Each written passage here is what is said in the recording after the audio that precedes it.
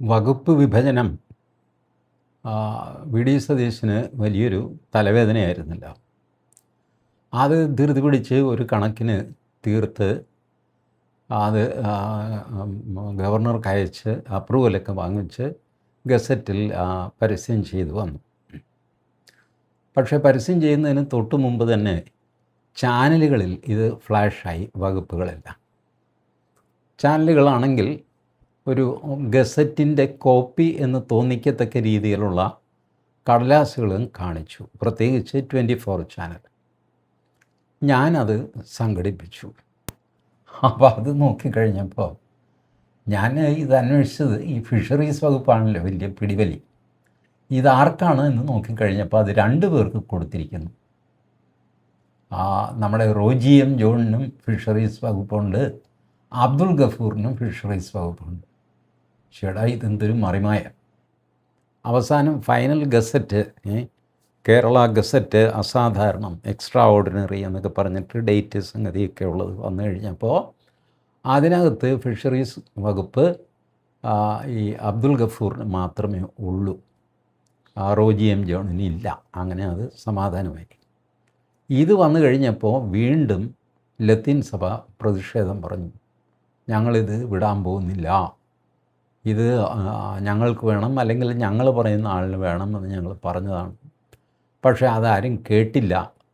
V D സതീശനും K മുരളീധരനും CP ജോണും ഒക്കെ പോയി കയ്യും കാലും ഒക്കെ പിടിച്ചിട്ടൊന്നും സഭ കനിഞ്ഞില്ല. സഭ ഉടക്കി നിൽക്കുകയാണ്. അങ്ങനെയാണ് ആദ്യത്തെ മന്ത്രിസഭാ യോഗം നടക്കുന്നത്. അതിലെ തീരുമാനങ്ങളൊക്കെ മുഖ്യമന്ത്രി അനൗൺസ് ചെയ്യുന്നതൊക്കെ. ഇപ്പോഴും ഏത് നിമിഷവും ചില വകുപ്പുകളൊക്കെ മാറാം എന്നുള്ള അവസ്ഥയുണ്ട് പോലും. 2 ദിവസം മുമ്പ് വരെ റവന്യൂ വകുപ്പ് സണ്ണി ജോസഫ് അത് അങ്ങ് ഉറപ്പിച്ചതാണ്. തുടക്കം മുതൽ എല്ലാവരും കഴിഞ്ഞ 5-8 ദിവസമായിട്ട് കേൾക്കുന്നതാണത്. അതിലാരും ഒരു അഭിപ്രായ വ്യത്യാസമൊന്നും പറഞ്ഞൊന്നുമില്ല. പക്ഷേ ഈ തീരുമാനം വന്നു കഴിഞ്ഞപ്പോൾ റവന്യൂ വകുപ്പ് AP അനിൽകുമാറിന് പോയിരിക്കുന്നു. അനിൽകുമാറിന് കൊടുത്ത വനം വകുപ്പ് വനമായിരുന്നല്ലോ, അതോ ഏതോ ഇലക്ട്രിസിറ്റി എടുത്തിട്ട് സണ്ണി ജോസഫിനും കൊടുത്തിരിക്കുന്നു. അതെന്ത് തിരിമറി? അതിൻ്റെ തിരിമറി ഞാൻ അന്വേഷിച്ചു. റവന്യൂ വകുപ്പ് ഇപ്പോൾ അനിൽകുമാർ കുറേ കൂടെ ഇൻഫ്ലുവൻഷ്യലാണ് സണ്ണി ജോസഫിനേക്കാളും ഈ മന്ത്രിസഭയിൽ. അപ്പോൾ ഇതിനകത്ത് 10 കാശ് തടയുന്ന ഒരു ഏർപ്പാട് റവന്യൂ വകുപ്പാണ്. ഈ പലരും പറയും ധനമന്ത്രിയാണ്, ധനമന്ത്രി വല്ലവരും ഉണ്ടാക്കുന്ന കാശ് ചിലവാക്കുന്ന ആളാണ് ധനമന്ത്രി. പലരും പുള്ളിക്ക് ബജറ്റൊക്കെ കൊടുക്കും. അപ്പോൾ അതനുസരിച്ച് പുള്ളി കുറേശ്ശെ കാശ് കൊടുക്കും. കാശിൻ്റെ നിയന്ത്രണം മാത്രമേ ധനമന്ത്രിക്കുള്ളൂ. ധനമന്ത്രി വിചാരിച്ചാൽ നാട്ടിൽ നിന്ന് 10 പൈസ പിരിച്ചെടുക്കാൻ പറ്റില്ല. പിരിച്ചെടുക്കുന്നത് വില്ലേജ് ഓഫീസർ, തഹസിൽദാർ, ജില്ലാ കളക്ടർ, ഇവരൊക്കെയാണ്. ജില്ലാ കളക്ടറുടെ പേര് കളക്ടർ എന്നാവാൻ കാരണം അദ്ദേഹം ടാക്സ് കളക്ട് ചെയ്യുന്നു എന്നുള്ളത് കൊണ്ടാണ്. പണ്ട് മുതൽ ബ്രിട്ടീഷുകാർ തന്നെ കൊടുത്ത പേരാണ് കളക്ടർ. അതായത് ടാക്സ് കളക്ട് ചെയ്യുന്ന ഉത്തരവാദിത്വമുള്ള ആൾ, നികുതി പിരിക്കുന്ന ആൾ. ഇതാണ് ജില്ലാ കളക്ടറുടെ പ്രധാന ചുമതല. അപ്പോൾ ഇത് റവന്യൂ ഡിപ്പാർട്ട്മെൻറ്റിൻ്റെ കീഴിലാണ്. ഇത് കൂടാതെ റവന്യൂ ഡിപ്പാർട്ട്മെൻറ്റിൻ്റെ കയ്യിൽ പുറമ്പോക്കുമുണ്ട്. നിങ്ങൾ വ്യാപകമായിട്ട് ഭിത്തിയിൽ ഒട്ടിച്ചു വെച്ചിരും മൊബൈൽ നമ്പർ ഒട്ടിച്ചു വെച്ചിരിക്കുന്നത് കാണാം. കേരളത്തിൽ മൊത്തമുണ്ട്. നിങ്ങളുടെ ഭൂമി തരം മാറ്റണോ? സമീപിക്കുക. ഭൂമി തരം മാറ്റാൻ കഴിയുന്നില്ലേ? സമീപിക്കുക. 99464 എന്നൊക്കെ പറഞ്ഞൊരു നമ്പറും ഉണ്ടാകും. നിങ്ങളൊക്കെ കണ്ടിട്ടുണ്ടല്ലോ. ഇതെന്താണ് സംഭവം? ഭൂമി തരം മാറ്റൽ എന്ന് പറഞ്ഞാൽ ഈ പുരയിടം, നിലം, ചതുപ്പ്, ഇതുപോലെ പല വിഭാഗങ്ങളായിട്ട് നമ്മുടെ ഭൂമി തിരിച്ചിട്ടുണ്ട്. അപ്പോൾ നമ്മൾ നിലം നികത്തിയ ഭൂമിയിൽ വീട് വയ്ക്കാൻ പോയി കഴിഞ്ഞാൽ അത് വലിയ കേസാകും. കെട്ടിടം വയ്ക്കാൻ പാടില്ല. അത് കൃഷിഭൂമിയാണ്. അപ്പോൾ അത് നെൽവയൽ നീർത്തട സംരക്ഷണ നിയമത്തിനകത്ത് പെടും. അതുകൊണ്ട് നിങ്ങൾക്ക് അവിടെ വീട് വയ്ക്കാൻ പറ്റില്ല.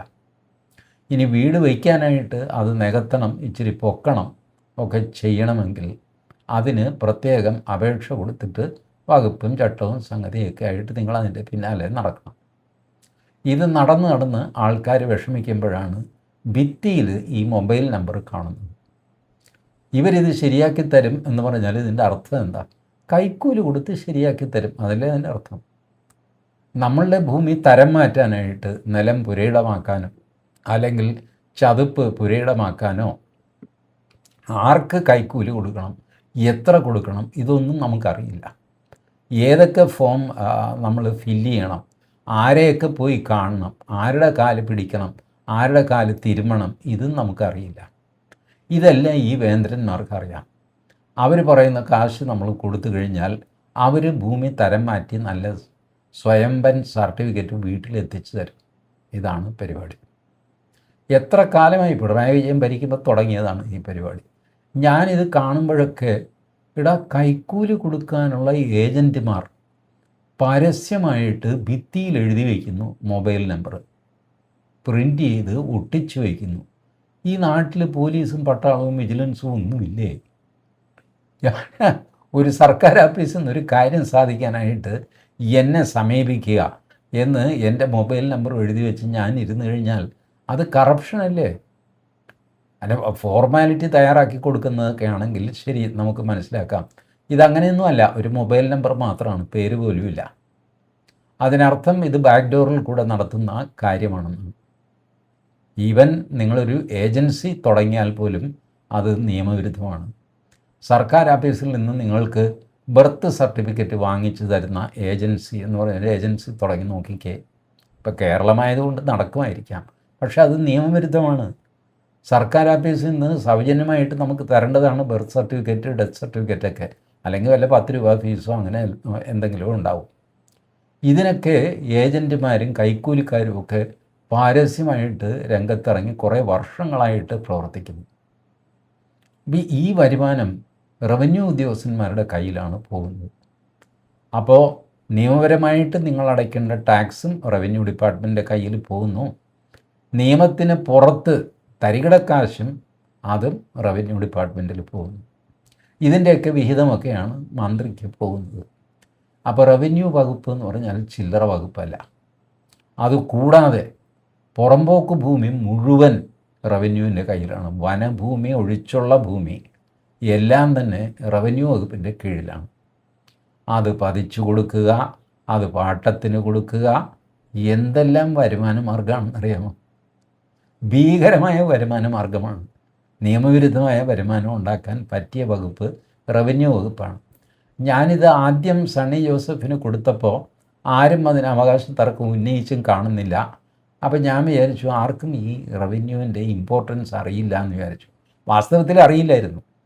അറിഞ്ഞു പിടിച്ചു വന്നു കഴിഞ്ഞപ്പോഴാണ് അനിൽകുമാർ പറഞ്ഞു, കൊണ്ടുപോകുക ആ വകുപ്പിലൂടെ തനിക്ക് ഞാൻ വൈദ്യുതി തരാം എന്ന് പറഞ്ഞു. പാവം സണ്ണി ജോസഫ്, ആ വൈദ്യുതി, എനിക്ക് വൈദ്യുതി അതിരിക്കട്ടെ എന്ന് പറഞ്ഞിട്ട് പുള്ളി അത് മേടിച്ചു.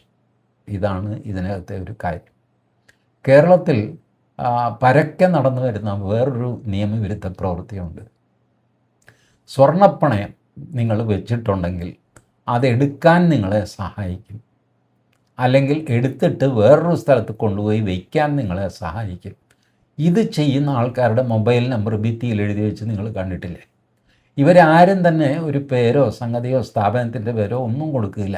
ഒരു മൊബൈൽ നമ്പർ സമീപിക്കുക എന്ന് പറഞ്ഞുകൊണ്ട്, കിണർ കുഴിക്കാൻ മൊബൈൽ നമ്പർ, തെങ്ങ് കയറാൻ മൊബൈൽ നമ്പർ, കക്കൂസ് ക്ലീൻ ചെയ്യാൻ മൊബൈൽ നമ്പർ ഒക്കെ പരസ്യം ചെയ്യുന്നത് പോലെ ഈ ഭൂമി തരം മാറ്റാൻ മൊബൈൽ നമ്പർ, പിന്നെ സ്വർണം പണയം വയ്ക്കാൻ മൊബൈൽ നമ്പർ. ഈ സ്വർണ്ണപ്പണയം വയ്ക്കുകയും എടുക്കുകയും പലിശ മേടിക്കുകയും കൊടുക്കുകയും ഒക്കെ ചെയ്യുന്നത് ഒരു ധനകാര്യ ഇടപാടാണ്. അതിന് കേരള സർക്കാരിൻ്റെ ലൈസൻസ് ആവശ്യമാണ്.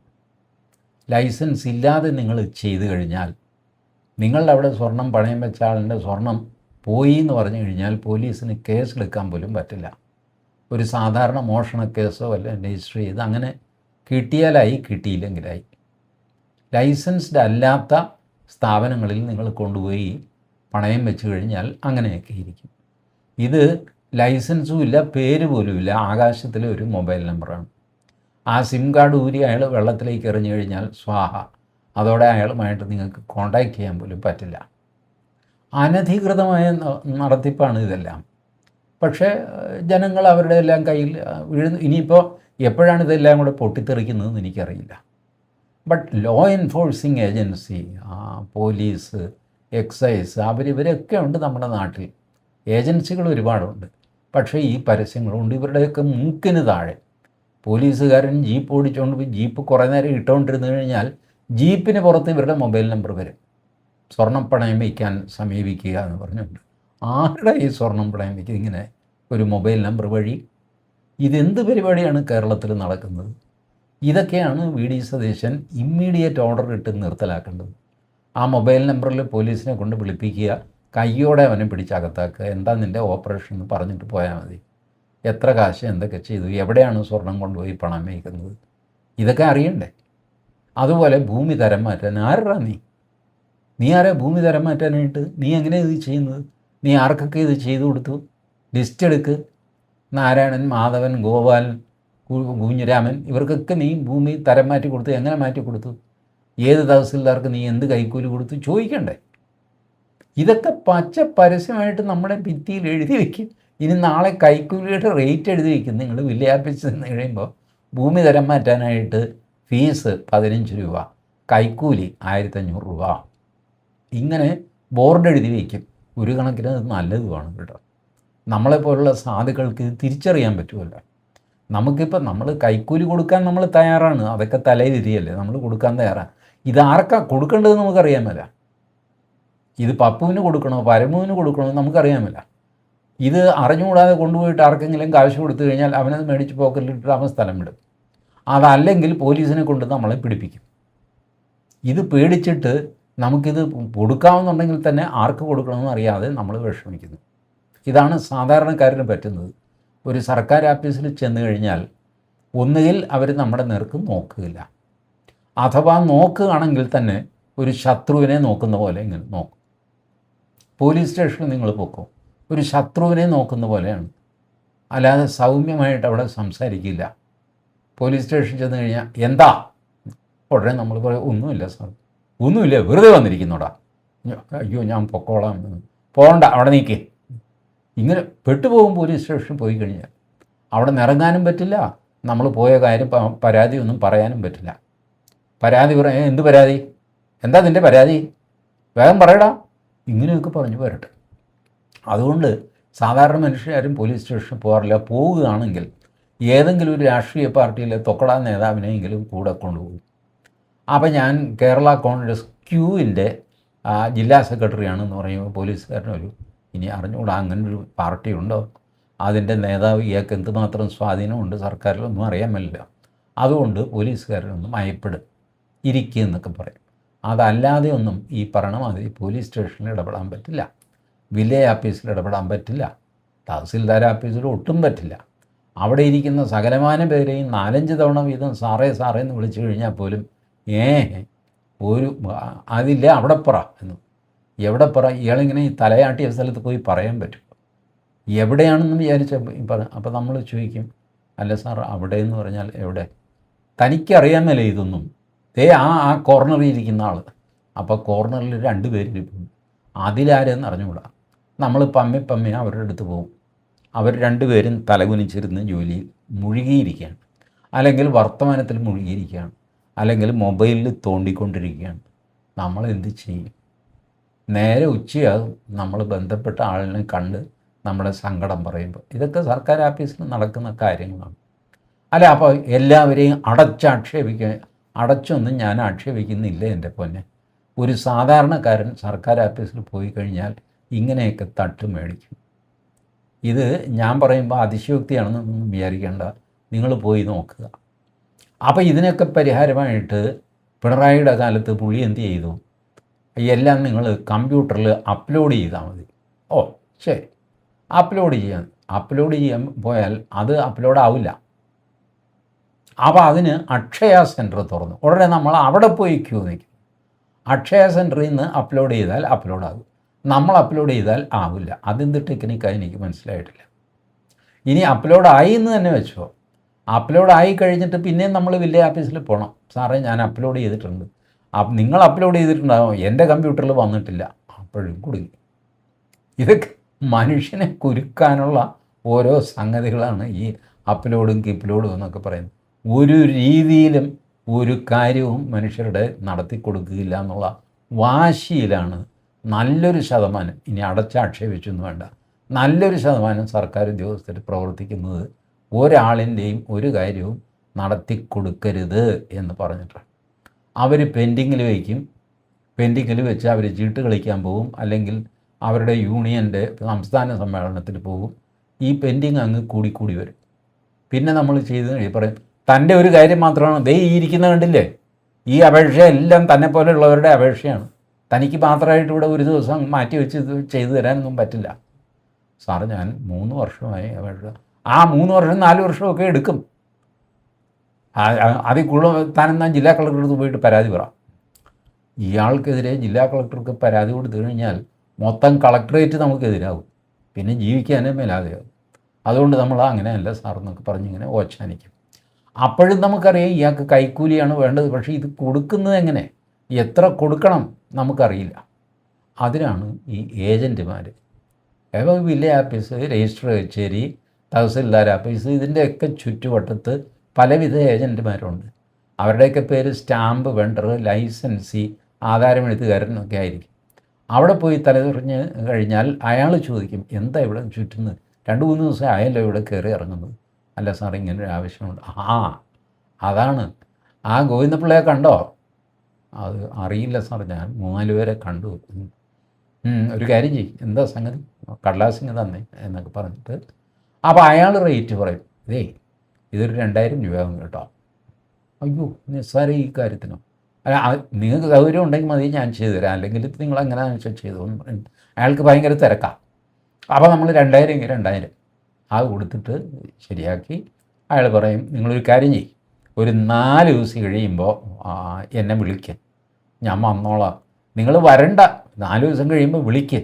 ഇങ്ങനെ ആൾക്കാരെ നടത്തും. ഞാൻ ഈ പറയുന്നത് ഈ കാളമൂത്രം പോലെ ഈ വിസ്തരിക്കുന്നത് നിങ്ങളിൽ ചിലർക്കെങ്കിലും അനുഭവമുള്ള കഥകളായിരിക്കും, സത്യമല്ലേ? അപ്പോൾ ഇങ്ങനെയൊക്കെ ആളുകളെ ദ്രോഹിക്കുന്ന പരിപാടി, ഇത് ഏറ്റവും അധികം ചെയ്യാവുന്നൊരു വകുപ്പാണ് റവന്യൂ വകുപ്പ്.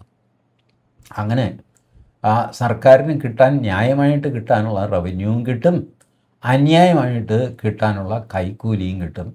അതുകൂടാതെ ഭൂമി പതിച്ചു കൊടുക്കുക, തരംതിരിച്ചു കൊടുക്കുക, തരം മാറ്റി കൊടുക്കുക, ഇതുപോലെയുള്ള പലവിധ കലാപരിപാടികളിൽ നിന്ന് ഇഷ്ടം പോലെ കാശുണ്ടാക്കാൻ പറ്റിയ വകുപ്പാണ് റവന്യൂ വകുപ്പ്.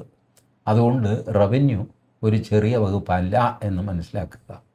ഫിഷറീസിൻ്റെ കാര്യം ഞാൻ ഇന്നലെ പറഞ്ഞ പോലെ മതേതരത്വം പൂത്തുലയുകയും ഫിഷറീസ് മുസ്ലിം ലീഗിൻ്റെ കയ്യിൽ പോവുകയും അങ്ങനെ ലത്തീൻ സഭയുടെ ആധിപത്യം അവസാനിപ്പിച്ചിട്ട് അവിടെ മുസ്ലിങ്ങളുടെ ആധിപത്യം തുടങ്ങുന്ന കാലം വരികയും ചെയ്തു.